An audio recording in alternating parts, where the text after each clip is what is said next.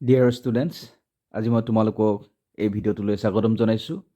আজি মই তোমালোকৰ কাৰণে লৈ আহিছোঁ কেইটামান প্ৰিপজিশ্যনছ। এতিয়া চোৱা, choose the right prepositions. Number 1, one can pay the dues dash check. In brackets আছে in, by, with. ইয়াৰ এনচাৰটো হ'ব by. One can pay the dues by check. আমি চেকৰ আগত সদায় বাই লিখোঁ আৰু কেছ যদি হয় তেতিয়া আমি ইন কেছ লিখোঁ। তাৰ পিছৰটোলৈ আহিছোঁ, Guwahati stands dash the Brahmaputra. In brackets আছে প্ৰিপজিশ্যনছ নিয়েৰ, অন, এট। ইয়াৰ এনচাৰটো হ'ব on. Guwahati stands on the Brahmaputra. ইয়াত অনটোৱে পাৰত বুজাইছে, মানে on the bank of the river Brahmaputra, মানে গুৱাহাটী ব্ৰহ্মপুত্ৰ নদীৰ পাৰত অৱস্থিত। ইয়াৰ পিছৰটোলৈ আহিছোঁ, he jump dash the river.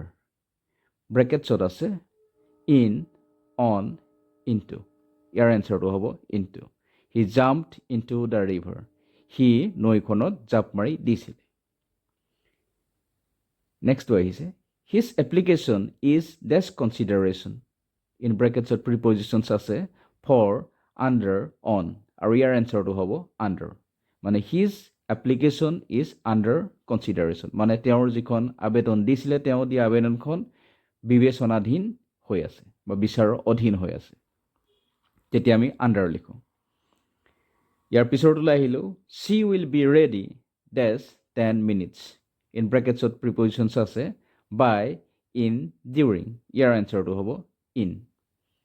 মানে she will be ready in 10 minutes. ইয়াৰ অৰ্থটো এনেকুৱা হ'ব, তাই 10 মিনিটৰ ভিতৰত ৰেডি হৈ যাব। কেতিয়াবা উইদিনো হ'ব পাৰে, উইদিন থাকিলে উইদিন লিখিবা, আৰু যদি যদি থাকে ইন লিখিবা। নেক্সট ওলাই আহিছোঁ, the milkmen comes dash the morning. In, on, by. খুব চিম্পল, ইয়াৰ এনচাৰটো হ'ব ইন, মানে মৰ্ণিঙৰ আগত ইন লাগে।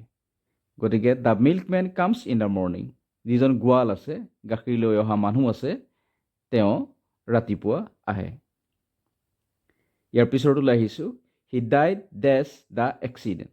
ইন ব্ৰেকেটছত আছে ইন, এট, অন, আৰু ইয়াৰ ৰাইট প্ৰিপজিশ্যনটো হ'ব ইন। আমি দুৰ্ঘটনাত মৰা বা এক্সিডেণ্টত মৰা হ'লে তাৰ আগত আমি ইন লিখোঁ। He died in the accident. সি দুৰ্ঘটনাত মৰিলে বা দুৰ্ঘটনাত সি মৃত্যুমুখত পৰিলে।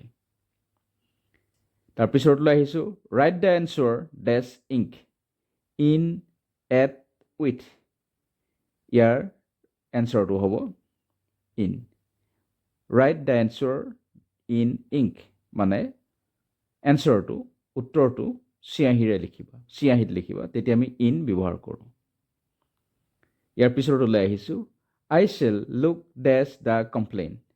ইন ব্ৰেকেটছত প্ৰিপজিশ্যনছ আছে ফৰ, এবাউট, ইনটু। ইয়াৰ এনচাৰটো হ'ব ইনটু, মানে I shall look into the complain. মই কমপ্লেইনটো, যিটো গোচৰ আছিলে, আপত্তি আছিলে, আপত্তিটো বিচাৰ কৰিম বা পৰীক্ষা কৰিম। লুক ইনটু মানে চেক কৰা বা এক্সামিন কৰা। একেবাৰে শেষৰটো হৈছে tigers live dash places. In ব্ৰেকেটছত প্ৰিপজিশ্যনছ আছে ইন, অন, উইথ, আৰু ইয়াৰ এনচাৰটো হ'ব অন, মানে টাইগাৰ্ছ লিভ অন ফ্লেছ, মানে বাঘে কেঁচা মাংস খাই জীয়াই থাকে। যেনেকৈ আমি লিখোঁ কাউজ লিভ অন গ্ৰাছ, তেনেকৈ ঠিক ইয়াতো টাইগাৰ্ছ লিভ অন ফ্লেছ হৈছে। ঠিক আছে, ভিডিঅ'টো আমি ইমানতে সামৰণি মাৰিছোঁ। ভিডিঅ'টো ভাল পালে লাইক কৰিবা, ফ্ৰেণ্ডছৰ লগত শ্বেয়াৰ কৰিবা, আৰু এনেকুৱা ধৰণৰ ভিডিঅ' পাই থাকিবলৈ হ'লে চেনেলটো ছাবস্ক্ৰাইব কৰি ল'বা। Thank you all.